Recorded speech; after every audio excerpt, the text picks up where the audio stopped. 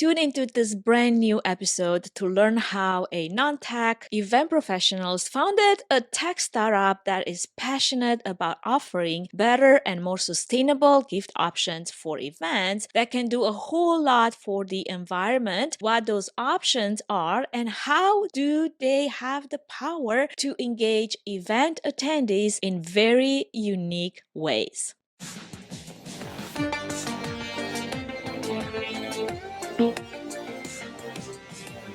Welcome to Events Demystified podcast, where we explore and demystify the world of in-person, virtual, hybrid event AV production and technology by sharing insightful tips, tricks and tactics to make your events a success.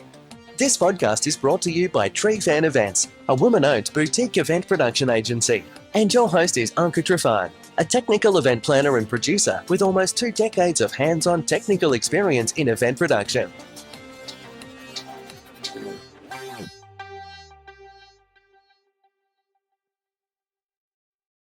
Welcome, friends, to another episode of Events Demystified Podcast, your one-stop shop for tangible, technical, and practical planning advice for anyone in the event industry. Today's episode is sponsored by Trifan Events, a woman-owned boutique event production agency that provides the strategy, technology, and gear to host a successful virtual hybrid event. And I am your host, Anka Trifan. On the show with me today, I have Lindsay Moran, co-founder of UnWrapit, another Canadian, aside from my good friend Mahogany Jones, that is trying to convince me that poutine is the best dish that there is. And since I haven't tried it yet, I will give her the benefit of the doubt. Lindsay is an operational leader committed to social impact businesses and with an extensive experience in sponsorships and events. Prior to co-founding UnWrapit, Lindsay played a key leadership role in a rapidly scaling engineering company. And those are a lot of long words that I will try to not mess up. Lindsay is passionate about supporting, mentoring, amplifying women in all stages of their career. She was proud to manage the Canada's Most Powerful Women Top 100 Awards as part of an extensive events portfolio across Canada and Ireland with the Women's Executive Network. Lindsay lives minutes away from Lake Ontario. I'm a little jealous. With her husband, 2 kids, and a wild little puppy. Well, let's find out more about Lindsay. And if you'd actually like to dig deeper into all the things that Lindsay does, I'm going to have all the links in the episode notes. In the meantime, I would love to bring her in. Hello. Welcome, Lindsay. How are you? I am great. How are you? Doing great. Trying to decide if poutine is really, really that good that I must go to Canada and try it because I haven't been able to find it around here. It's a little decadent. I mean, if you're into French fries and you're into gravy and you're into cheese and you're into all of those things together, it's pretty great. So, well, you did say French fries and cheese. Mm-hmm, I'm not sure about the gravy part, but yeah. definitely those two. Maybe if I skip the gravy, I can actually make my own recipe at home. I don't know. Yeah. We'll see. I don't know. I think that's not quite the authentic. No, okay, fine. I guess I do have to go to Canada. Actually, we are planning to this summer. Looking forward to it. We're gonna visit Banff, and this was one of those bucket lists that had to be canceled in 2020. Yeah. So now finally like getting around 2 years later to, cross it off the list. Super excited about that. But to kick us off, Lindsay, I would love to hear from you, aside from poutine, which again, I hear is a must have. What else are you passionate about on a personal and professional level? Awesome. Yeah. I mean, I'm passionate about a lot of things, but the thing that probably comes to mind the most is just making decisions that we make in our everyday lives and our business lives, etc. And whatever decisions that we're making, always having a bigger picture mindset for it. And I think, we're an aspiring B Corp, which we can chat a little bit about, but I love their sort of idea of like putting people and planet first, because at the end of the day, if we don't have the planet, if we don't have people, we really have nothing. And so making either consumer choices as an individual or business choices that really does that, puts people and planet first. And that trickles down to, I have 2 kids, it trickles down to decisions that I make with them, etc. And obviously it's a big driving factor for what we have done with UnWrapit as well. I love it. And I guess on a professional level, that is that. How about personal level? So yeah, I mean, I have 2 kids. So I'm at that stage in my life where my kids sort of rule all a little bit on the personal side of things. It's like that, ask your mom what her hobbies are and you have to actually really think about it. But in fairness, a lot of what we do, we have a lot of fun together. We ski as a family. We spend, we're really spend a lot of time outside. You mentioned my wild puppy. We got a puppy about What's 8 the months name? ago. Come on. It must Her have a name, wild name. yeah. Well, her name's Indy. Her name is Indy, and she's a wild woman. She's been a lot of fun. She's brought a lot of joy. Everyone who knows me, when we told people we were getting a puppy, they were like, "Are you nuts? Like you guys have enough going on in your life." And it's been wild, but it's also been so much fun. She's brought a ton of joy. She's forced us to be outside even more than we already were. So camping and hiking and skiing in the winter and all that sort of stuff. It's great. So yeah, I love it. that's a little bit about me.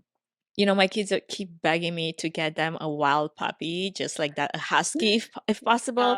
And so far, I've been very strong in the decision not to until they're able to take care of that wild puppy that otherwise would become yet another one of my responsibilities. And thank you very much. I don't need more responsibilities at this stage in my life, but I can definitely see that in the future happening. And the more I talk about it, probably the more I'm going to convince myself that it's time.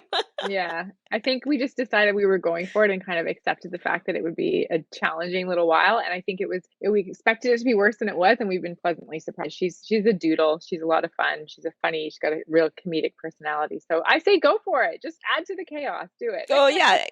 I mean, that's all I need like this point. Yeah. Well, Lindsay, you started your career as an event coordinator and honed your operational skills to have such a varied career outside of the events. How did you come about to co-found UnWrapit? Yeah, I kind of fell into events by accident, as I think a lot of us in the events industry did or do. There's very few people that I met who really, specifically went to go and do events. So yeah, Probably I'm one of those very few people that was definitely on my mind. I think I talked about events to my parents or somebody at some point, and they sort of said, like, what's that? Because, it wasn't really necessarily a career per se. But anyway, all that to say that, I started in that kind of more traditional, actually, I started in production. I started in lighting and sound production in the UK. I worked in London for a few years. I love that. Yeah. I didn't even know that. I mean, come on. This is like good stuff. Yeah, I worked for an amazing company called Wise Productions. Shout out to Wisey, to David Wise and his team. And we did amazing lighting and sound for the palaces and the museums. We were preferred suppliers. And I learned so much in a very short period of time with them, which was incredible. And it really sparked my love of organizing and, the whole events piece of it. So that's kind of where it started. And when I came back to Canada, I ended up going and working in the nonprofit sector. Unfortunately, I lost a friend to breast cancer very young. She was 24. And it really, spurred me to, do something, again, kind of going back to what I said at the very beginning, like what can we be doing to put people and planet first? So I worked in the nonprofit sector within events specifically for a number of years, and that was fantastic. But what I think I realized quite quickly is that events is, it's a microcosm of a business almost, right? An event itself is there's a lot of operational elements to it. There's a budget, there's project management, there's all of these pieces. And so I really honed that. And I think over time then I worked in different businesses. I went and worked for the Women's Executive Network and was able to expand kind of beyond events and more into like operations larger, and bring in a little bit of finance, a little bit of HR. Because at the end of the day, too, when you're managing an events team, it's again microcosm of a team, right? So there's an HR component to that. So I learned by doing, and I'm really fortunate that I had the opportunity to do that, and it kind of all led me to UnWrapit and this amazing opportunity with Peter and Talon, my two co-founders, and here we are. It's been really cool. A couple of things. I think learning by doing, that has been always my secret sauce. I think there's a lot of knowledge that can be learned from books and from courses and whatnot, but until you apply that knowledge in a way in which practically you do it, it's just top level information. It's not experience yet. And I personally, I'm of the same background where I started in events by doing before I was yet ready to dive into the knowledge behind it. And once I got the passion, the taste for it, I was like, now I want to know the theory Right. behind all these things that I'm doing, behind sound engineering, behind lighting design, behind all of those things, right? Because again, I have a production background as well. But Yes. a lot of the hands-on experience, that is something that I feel like a lot of the people that are coming into the industry, they don't necessarily give it the same weight. And it's something that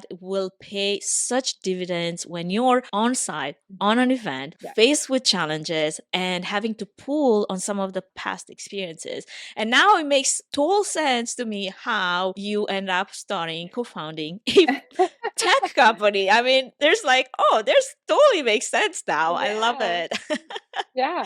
No, and I can't agree with you more. I feel, I feel lucky that I had that opportunity to have that hands-on, really practical experience, as you said, sort of first. And unfortunately, you learn by making mistakes. You make mistakes in life and you learn from them. And in the case of events, you make mistakes in an event, you think, I will never do that again. So coming around to the next event, you realize you double check that, whatever it is, right? To make sure it doesn't Yeah, happen again. And I think there's only so much you can learn from a textbook, quote unquote, about for that sure. sort of thing. Mhm. I love it. Well, there's no doubt that the events industry has had an impact on the environment over the years, from booking international travel to printing Mhm. bundles of glossy Mhm. schedules. Sustainability has often not been top of Yeah. mind when organizing an event. And I feel like an exciting shift has been taking place since, especially the onset of virtual events over the last couple of years, the silver lining. And in the light of the data that is emerging, the event industry has begun to place an increased focus on sustainability. Mhm. How Yeah. is unWrapit helping organizers incorporate sustainability practices into their events? Yeah, I mean, and thank goodness, right? Because I think we're all, certainly I was guilty of it 15, 20 years ago. It wasn't we didn't make the most sustainable choices sometimes. And events will continue to improve. There'll be ebbs and flows, and there will be, things that will be done and will get better over time. It's not going to be an overnight thing. But yes, I think, thank goodness, we're all paying much more attention to this. And so we can certainly support with that from Unwrapit's perspective. We like to say that we really want to have companies, event organizers, anybody who's really giving gifts in some capacity. We're on a mission to help them sort of break free from the traditional and conventional thinking around gifting, right? So the digital gifting platform that we offer is a way for event organizers through their events or companies to give gifts to attendees. It's fully brandable, it's personalized, it can be used at any scale for, small number of gifts, a small number of gifts to a larger number. The gifts themselves are low or no waste gifts. They're all sustainably minded gifts. And at the end of the day, the recipient who's receiving the gift actually gets a choice, which is from a user perspective is huge, right? So you're not just, frankly, being given the swag bag The or being swag given the bag, and you're like, whatever, oh, right? Yeah.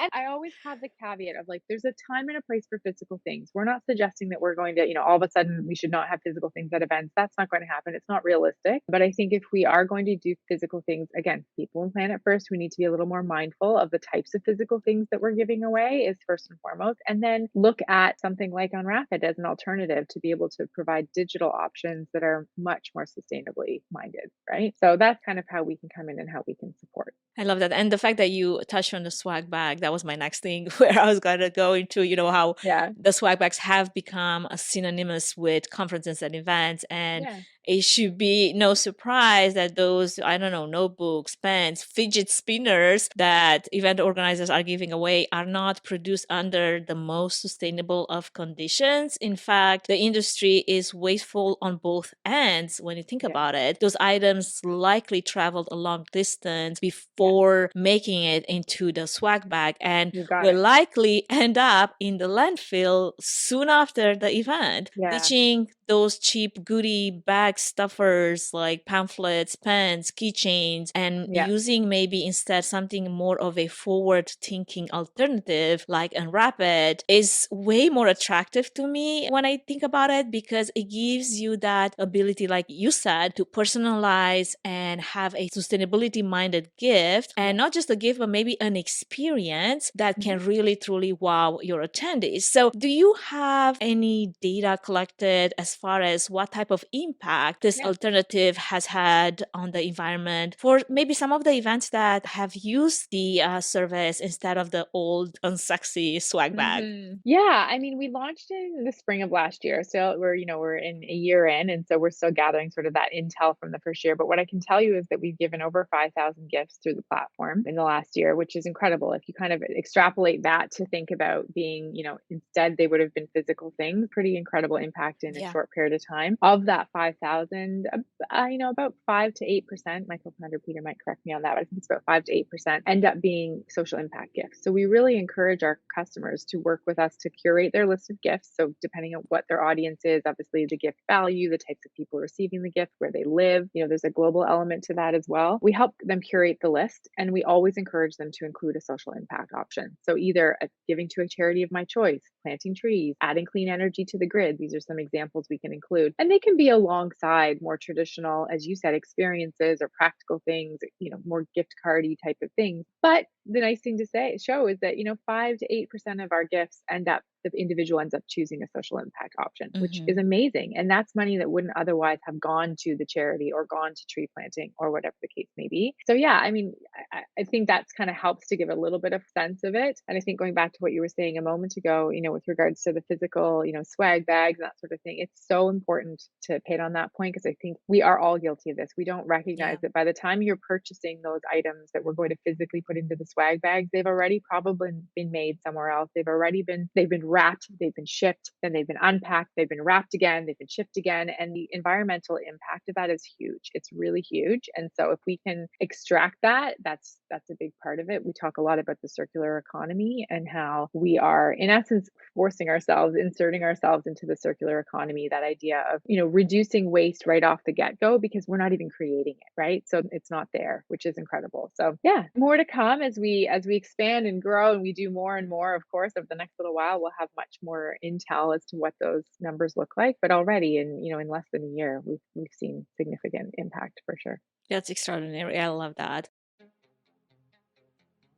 Before we move any further, I wanted to give a quick shout out to our main sponsor, Trifan Events, which is a boutique event planning and production agency that will come alongside you, offering personalized event planning and technical support, strategic event design, production and technology management, and flawless execution for live, virtual, and hybrid events. The team at Trifan Events is passionate about planning and producing event experiences that get people involved with true moments of interaction, engagement, and co-creation, while offering white glove treatment throughout the entire planning process, enabling you to reach your event goals with the use of creativity, production tools, and event technology. Find out how Trifan Events can plan and produce your event become memorable. Go to trifanevents.com. I remember a previous podcast episode, I think it was episode number 49, where I had the honor of interviewing Nancy Zavara of Meet Green. And we were talking about, making sustainability a priority again for events. We were exploring numerous ways to lower an event's footprint and how that can benefit an organization's bottom line by providing accurate reports that quantify the carbon not being produced just by holding the organization's event virtually. In your experience with planning sustainable events, what were maybe some other ways to make sustainability a priority from the pre-planning stage on? Yeah, great question. I think that, there has to be, it doesn't have to be, but having that mindset right from the beginning, it's interesting.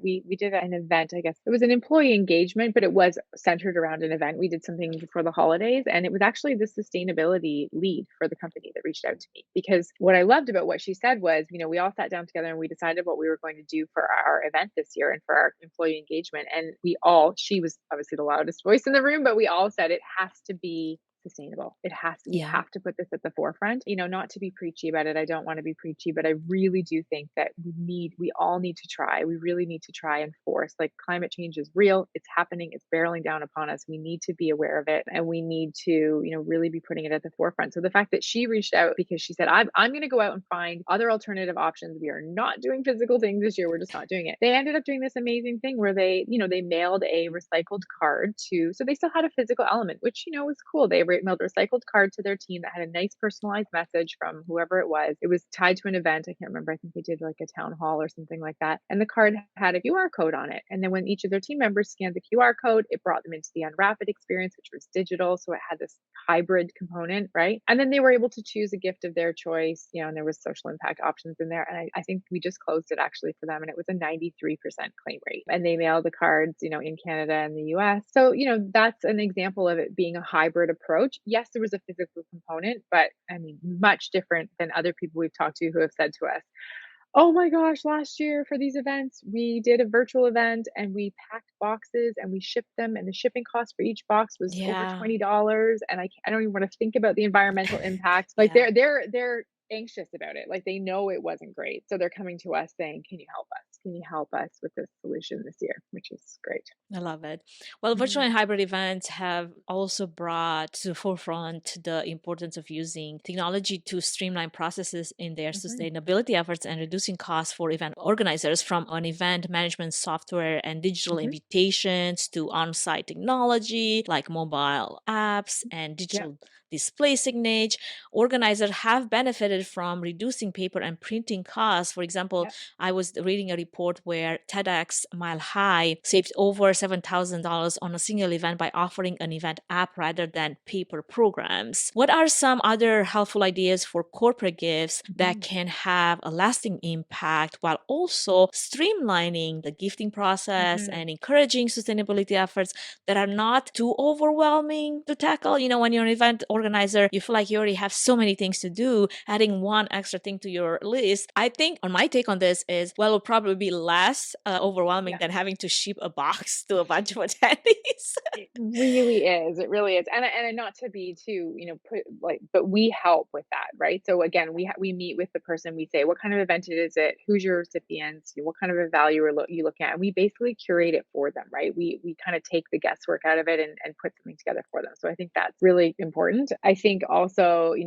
were mentioning a moment ago about having, what the approach would be and whether we would do things physically or virtually, and using technology platforms, again, because of the way that, reporting is much more nuanced, right? So we can Yeah, actually show people how many people claimed it, what did they claim, and then we can actually refine that for future events, which is great. yeah, Data just rules, right? And then the other absolutely. part to that too is, by doing it this way, we can actually shift what we talk about as kind of like your gifting budget. So you might have either multiple events happening, or you might have multiple what we call unwrapping experiences within one event. So I mentioned the 93% claim rate. It's very high, but there's always a couple of people who forget or whatever the case may be. But you can take that, that budget basically and shift it to another unwrapping experience, which is, definitely minimizes cost, definitely less wasteful, as you said, versus shipping out hundreds or thousands of boxes that cost an absolute fortune. So those are some of the things that Unwrapit can specifically do from like a logistics perspective to really help. From like interesting examples of gifts that people can give. I mean, we love the gift of knowledge, or Yeah, the gift of knowledge, the gift of sort of lasting impact, I think is great, or wellness. So again, going back to your comment earlier, it's not just gift cards, it's also experiences and,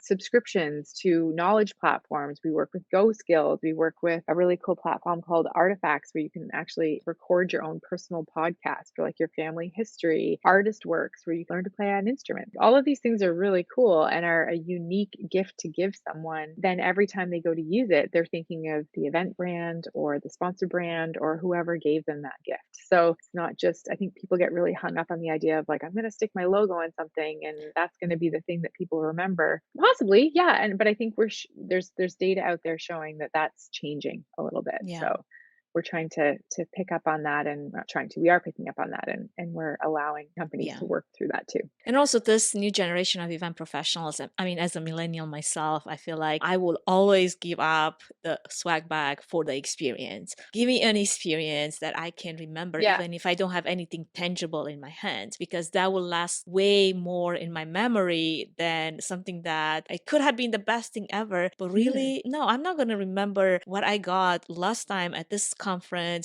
even if it was like a diamond ring. Okay, maybe if it was a diamond ring. Maybe if it was a diamond ring. Maybe if it was a diamond ring.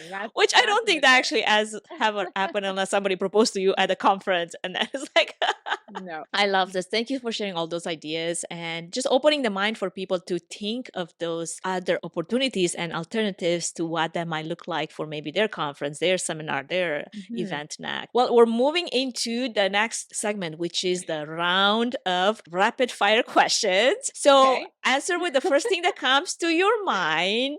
Okay. And let's go. You ready? All right, I'm ready. I'm Okay. ready. The I'm a bit perfect worried, but gift I'm ready. is, Oh gosh, the perfect gift is memorable. love it. Memorable. Your ideal client is. Someone who understands the sustainability piece. The most entertaining virtual hybrid event has to have. That's a great point. Engagement. Engagement in some way, whether it be games or gifting or some type of engagement. And I love seeing that like in the chat, that engagement in the chat and people kind of competing with each other or chatting with each other is great. I thought you were going to say a unwrapped experience. Well, I mean, I could say that, but I think like, it's funny. I participated in an event and I think it was actually the event where you and I met through Texty Talk. And I think they did a phenomenal job of that. They had various options. They did have gifting. We were there, but they also did other elements too. And I really saw camaraderie in the engagement, which I think is really cool. So I love that.